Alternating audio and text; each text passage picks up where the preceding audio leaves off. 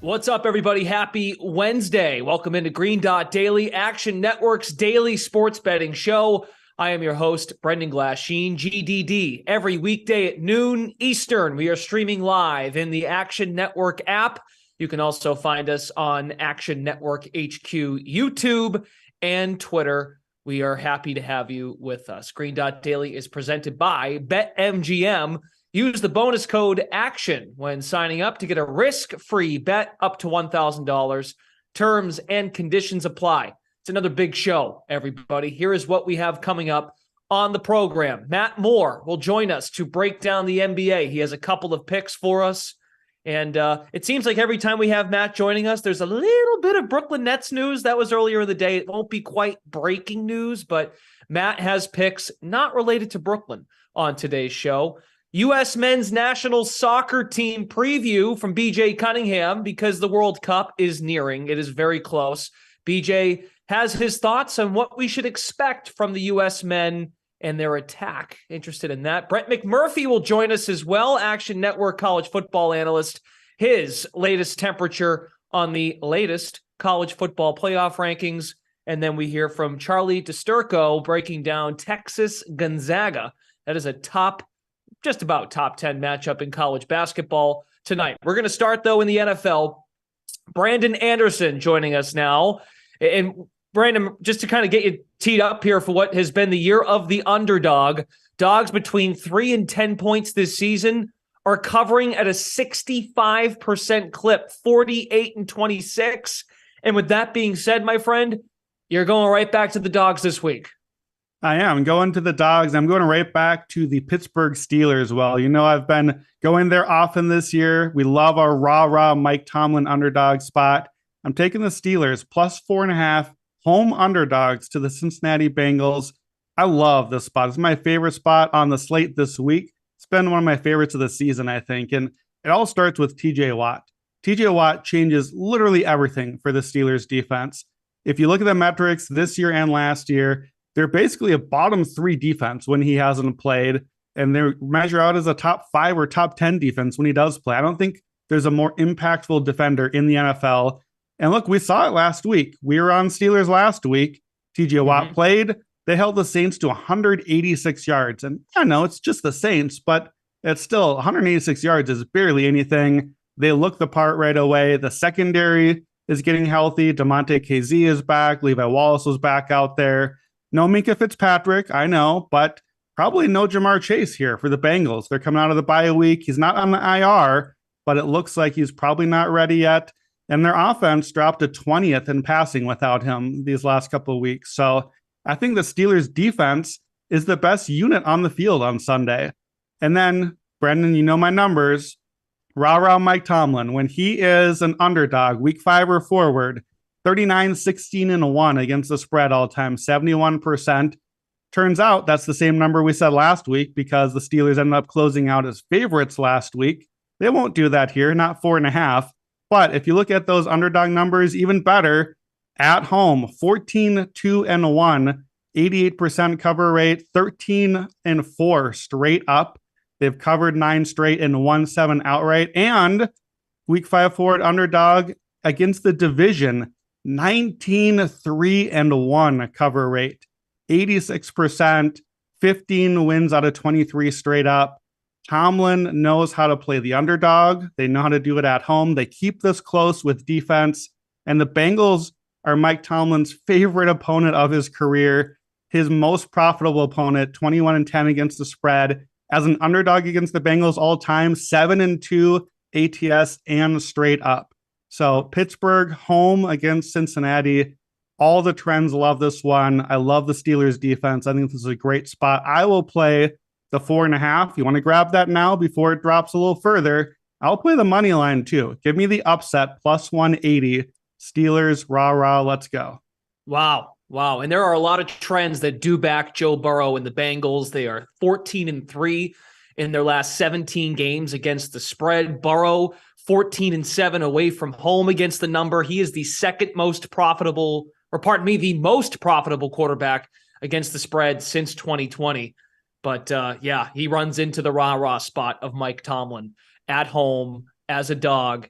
it's not a night primetime game, but that afternoon window, it basically is night at this time of year. So, okay, you make good points, and TJ Watt changes things, and no Chase changes things as well for Pittsburgh. So this next one, it's not quite an underdog pick, but it's a team that it feels like folks haven't quite caught up and have compartmentalized.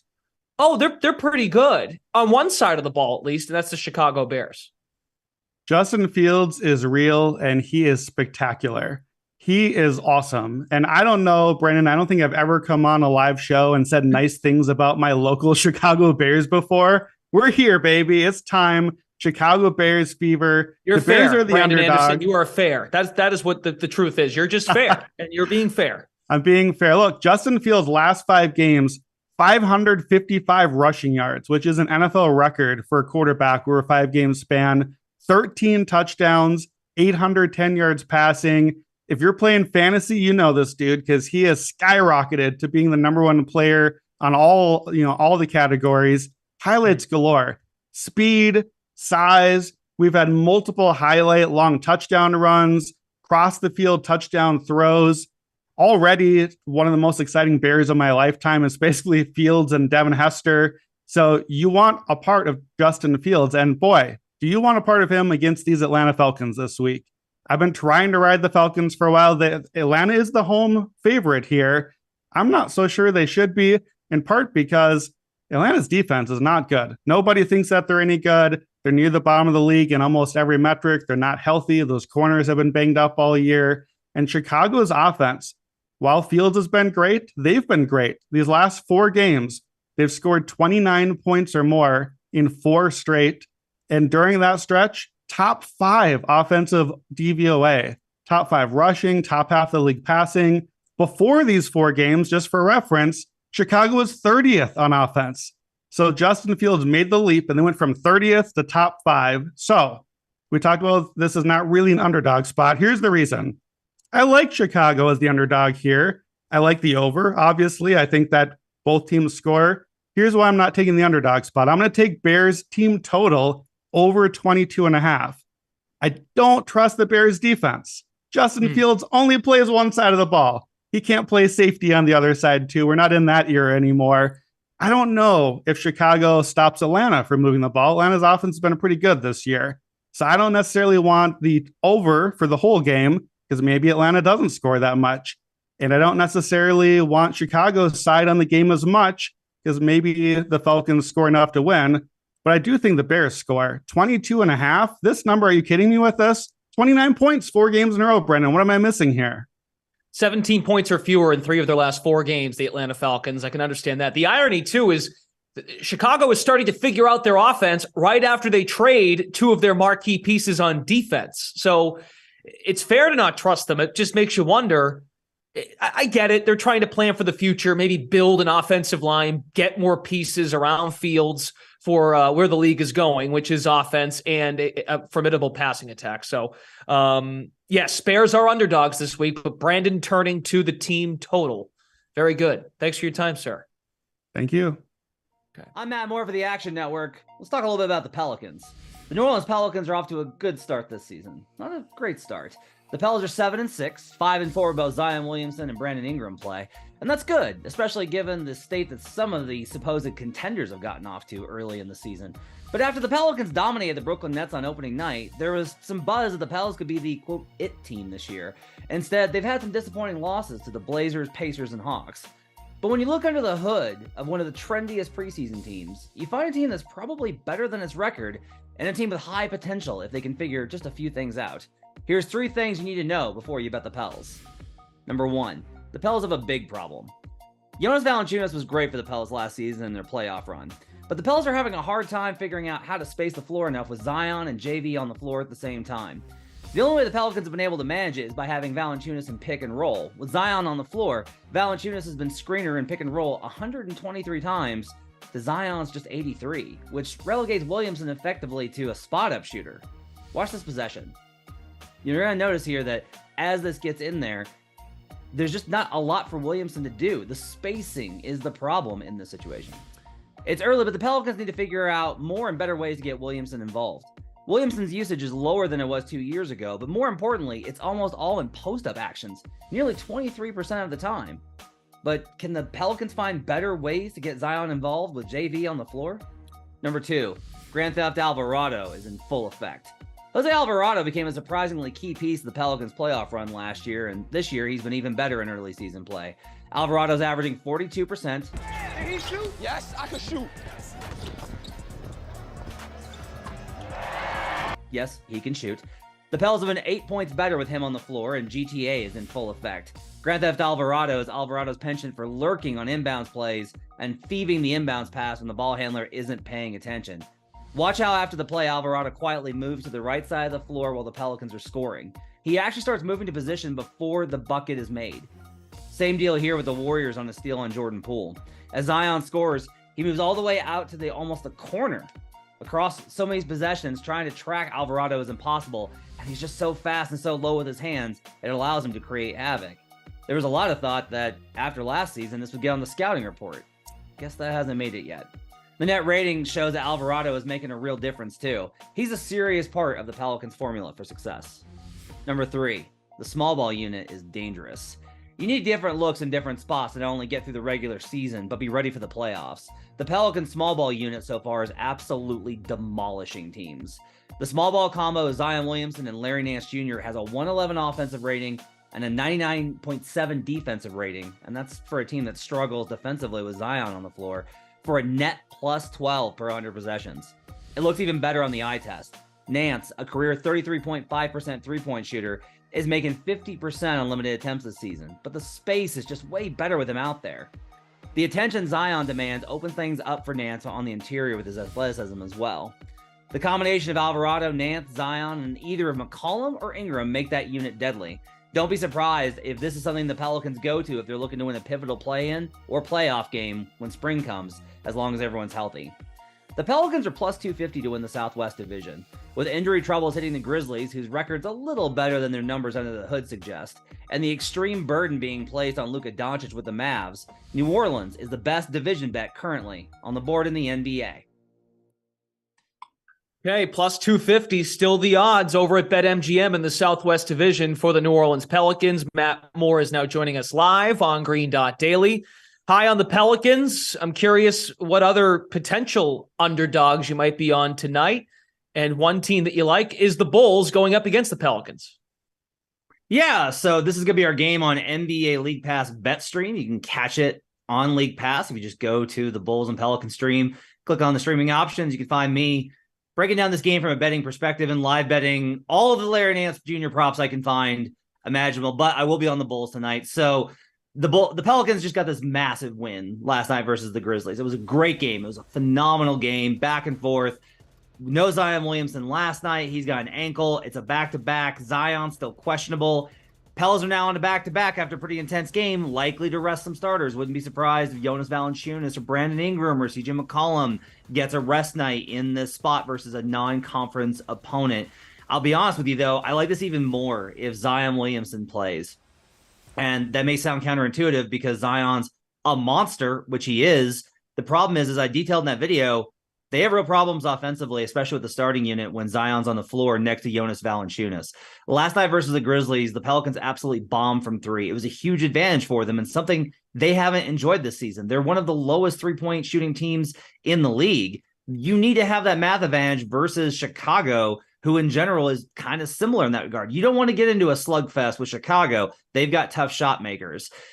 More importantly, maybe, though, is this trend that I found with Willie Green's Pelicans. Under Willie Green, the Pelicans are 5-11-1 against the spread on the second night of a back-to-back, and that includes 2-6-1 at home. Give me the Bulls +4 in this spot. Okay, 3.5 right now at BetMGM. We'll see if that line moves. Chicago just an inch above 500 against the spread this season. Where else might you be looking tonight as it pertains to the NBA? There's a big money line spot you like. Yeah, so let's get into a little bit of a galaxy brain approach here. We're going to do a little bit of a galaxy brain thing here. Okay. I'm taking Houston money line +400. Here's the thought process, okay?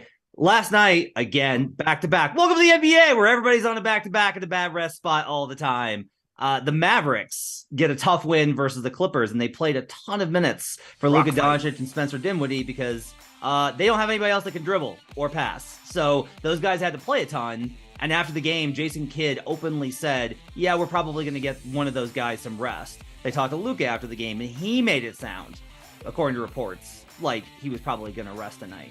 So here's what happens. This money line drops significantly, obviously, in favor towards the Rockets if Luka Doncic doesn't play. So if Luka doesn't play, we play Rockets right now plus 400. Luka's out, the number drops down, and then we play a spread play on the Mavericks, and we try and arb it both ways. Does that leave you open to the Mavericks winning and not covering? Yes. Am I terrified about that? Absolutely. But I think that's the best play here, where you get a huge payout on the Rockets, and then you're able to play back with basically free throw advantage on the Mavericks versus a team that's absolutely horrible in Houston. I have this game above the number in favor of the Mavericks at full strength, but in the back-to-back spot, you want to wait, find out Luka's out, and then hit Mavericks. You can get good value to hedge it both ways with a Rockets money line right now. Okay. Yeah, and Luka's played at least 38 minutes in 4 of his last 5 games. So there was that spot where you did the league pass stream against Orlando. He played a little less, but he shot the ball horribly, 9 of 29. But yeah, he's played a ton. He's played a ton of minutes, and they've got to manage that, I would think, as the season now is well underway, but you want to make sure you're managing your superstar player to make it through the season. All right, and finally, you've got one more for us, a favorite. Yeah, I like the Heat money line tonight, minus 115. The Raptors are extremely banged up. We'll see if the injury report yields for something for them. I'd wait just to make sure that there's no surprises from Toronto, who sometimes has guys just pop up and like, oh, they're going to play. Fred VanVleet's been out. Precious Achiuwa's been out. Gary Trent's been out. And Pascal Siakam's definitely out for this game. I think Siakam is honestly undervalued in the power ratings for this team. I think he's been one of the 10 best players I've seen in the league so far this season, and he's been absolutely pivotal to their success. So I get the Heat here, minus 115. The Heat are 7-5 straight up versus the Raptors since Jimmy Butler arrived, and that includes 3-2 in Toronto, so they don't get hit with the white Vegas flu. The Heat are getting it together. They've won 3 straight. I think they're starting to piece it a little bit together. Erik Spoelstra tends to figure out things whenever his team is struggling. This line's too close. I respect the Raptors, but I'll take Heat money line. No, it's spread. Just the money line minus 115. Okay, concerns about Hero being out? Always concerns about injuries in the regular season, but in general, the Raptors bench is so bad that I'm not particularly worried about it, especially if their guys have to step in for the guys that are missing. All right, fair enough. It's true. I mean, it's happening everywhere, but I want to make sure we get that confirmed. Matt Moore, thanks so much. Appreciate it. Thank you.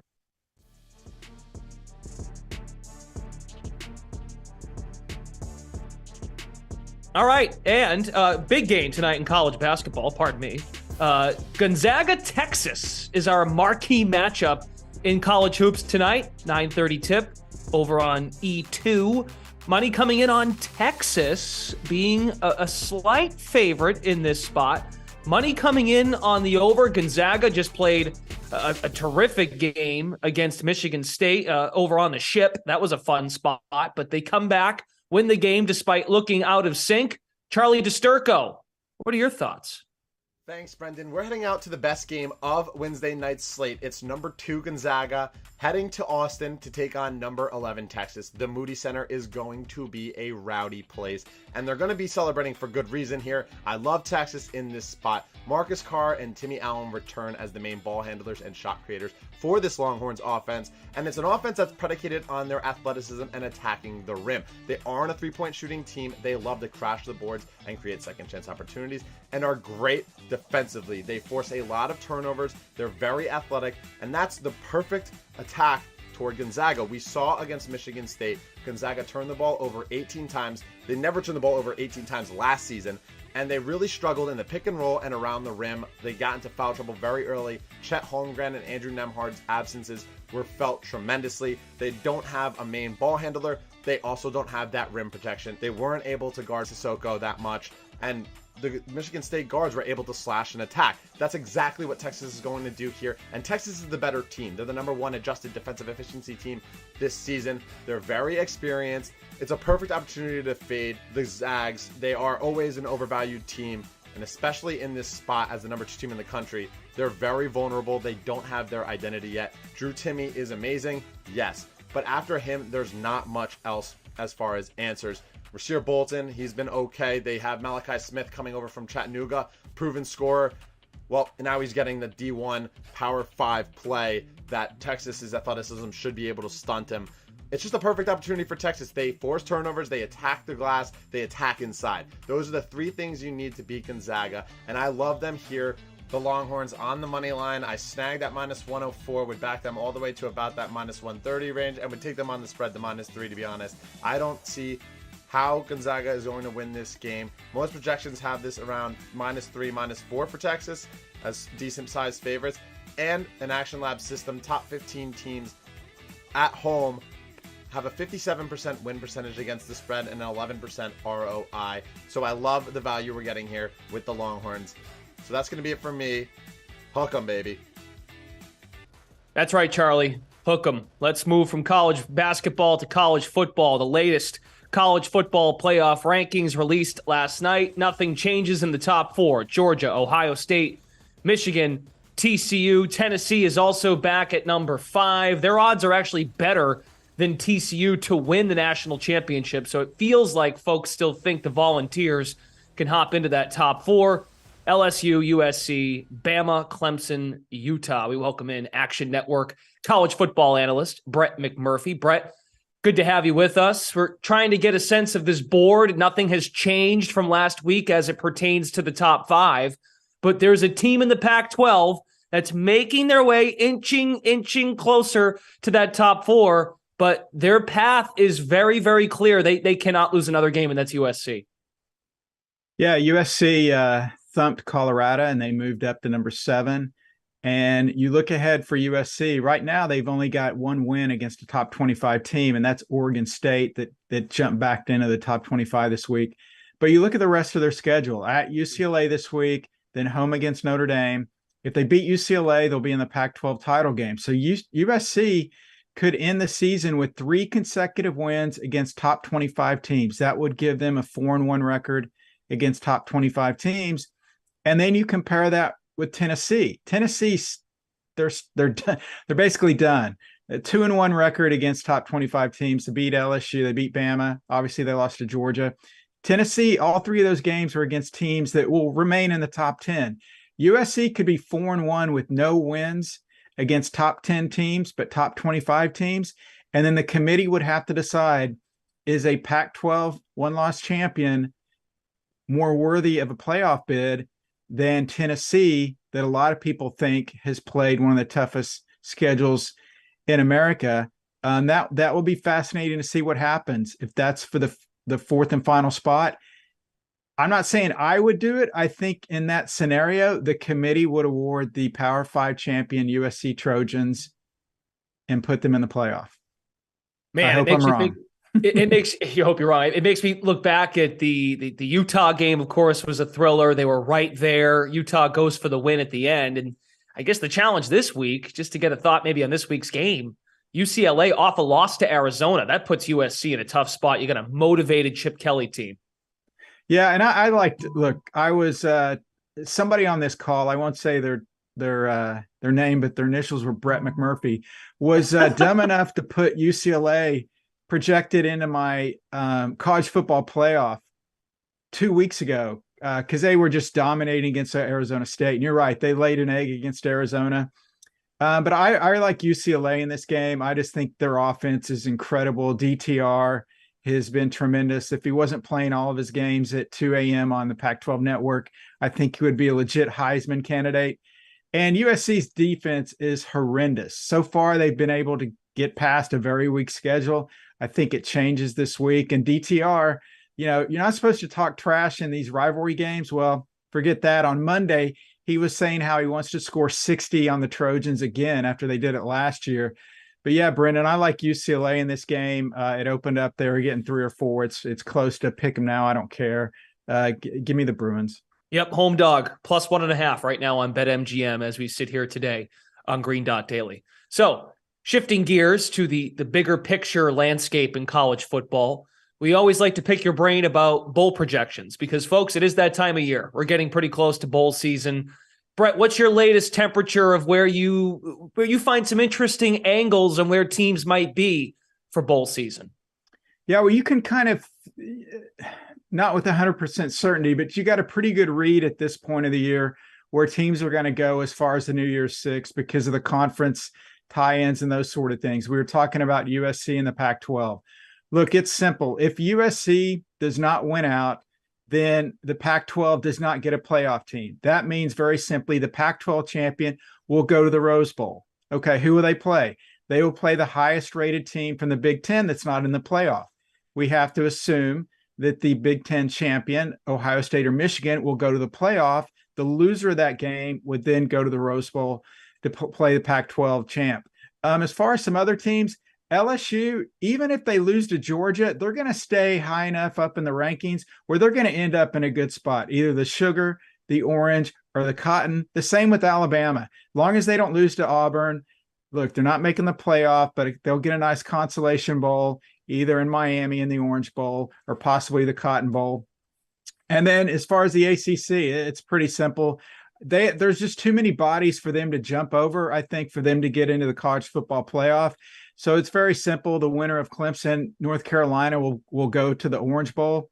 And then I don't want to say luckiest, but most fortunate team of all is Penn State. The Nittany Lions, what have they done this year? Brandon, they have as many wins against top 25 teams this year as you and I do. That's right, 0. But Penn State, if they win against Rutgers and Michigan State, because of the way the bowl system is set up, they look like they are in great position to end up in a New Year's Six game, most likely the Cotton Bowl, against the highest ranked team from the Group of 5. Hey, way to pick yourself back up. You gave yourself a hard time about UCLA, and then you reminded us that, hey, we are just as good as Penn State at football to some degree against top 25 teams. Brett McMurphy, thanks for stopping by. Enjoy the games this weekend, and we look forward to next week. Hey, thank you. World Cup is approaching, and here is the U.S. men's national team's schedule in Qatar. This is what they're looking at. They start on November 21st. That is 5 days away against Wales. England, Iran also on tap for the U.S. men. Here's BJ Cunningham on what to look for in the American attack. For me, I don't really care who starts up top. It's going to come down to how good are Pulisic and Reyna at creating chances, getting the ball into the box, and feeding those three guys. Those two are going to be the keys to the United States attack on how far we actually go in this World Cup, or if we can actually break down the low blocks from Wales and Iran. As far as the biggest weakness is concerned in this United States team, I have to say it's the two center backs. You know, Walker Zimmerman, he's a fine MLS player, but we are going on the world stage right now, and he is going to be going up, not necessarily in this group, but once we get to the knockout stage against some of the best attackers in the world. Is him, alongside whoever we decide to pair along with him, really going to be able to hold up over a full 90 minutes? I'm not so sure. Now, we have outstanding, midfielders that can definitely help those guys out, but that is what worries me the most about this team, about Team USA for this. We have outstanding wingers, like I already mentioned. We have a great three midfielder pairing from the 4-3-3, but that center back pairing is kind of concerning to me when we have to go up against Harry Kane, Phil Foden, Bukayo Saka, all of those type of attackers. I'm not so sure we can hold up. So that's the biggest weakness I see in this team for Team USA right now. We didn't go to the 2018 World Cup, right? So we haven't played a real competition against the top sides, around the world. And this is the first time basically in the United States history that not only are we very young, but a very, very large percentage of our players are playing in Europe. And I think that's a major, major positive for the United States, that our players are actually playing against the best in the world week in and week out, and not just hanging around the MLS. And then we go to the world stage and then it's, oh my gosh, we have to play against the best in the world. These guys, even though we haven't played, the likes of a Spain or an England or a France yet, because we weren't at the last World Cup, these players will be ready. And that's the biggest thing. And it's very encouraging. And I think it also needs to we kind of need to, I don't want to taper expectations, but like Anthony mentioned, I think we need to recognize that we are very young and that we are building something really, really nice here that really sets up well for the 2026 World Cup. Obviously, I'd love to make a deep run in this World Cup, but I think we'll get to our expectations. But I think that getting out of this group would be a big accomplishment for this United States team, and that it would really, really help us going forward in the next World Cup. BJ, good stuff. We look forward to hearing from you tonight because the Wonder Goal show will be live. Action Network soccer experts Michael Leboff, BJ, as mentioned, and Anthony DeBundo tonight at 6, a live edition of Wonder Goal to give out their best bets with analysis for player and team futures for the upcoming World Cup. Great stuff. And again, that is 5 days away. The U.S. men's national team in action on November 21st. As a reminder, you can follow all of the picks from the show today, previous shows, upcoming shows. We're live every day at noon Eastern, but we have picks at Green Dot Daily in the Action Network app. We have an account dedicated to the show. You'll never miss a pick. Again, find us in the Action Network app at Green Dot Daily. Be sure to get all of the looks that Matt Moore has tonight in the NBA. Brandon Anderson has some spots in the NFL he's looking at now. And of course, we encourage looking now because that line or lines could move. Green Dot Daily is presented by BetMGM. Use the bonus code ACTION when signing up to get a risk-free bet up to $1,000. Terms and conditions apply. Thanks to all of you who tuned in today, all of our guests that joined us, as well as our folks behind the scenes. I'm Brendan Glasheen. We return tomorrow, Thursday, at noon Eastern for Green Dot Daily. Get some green dots tonight, and we'll see you tomorrow.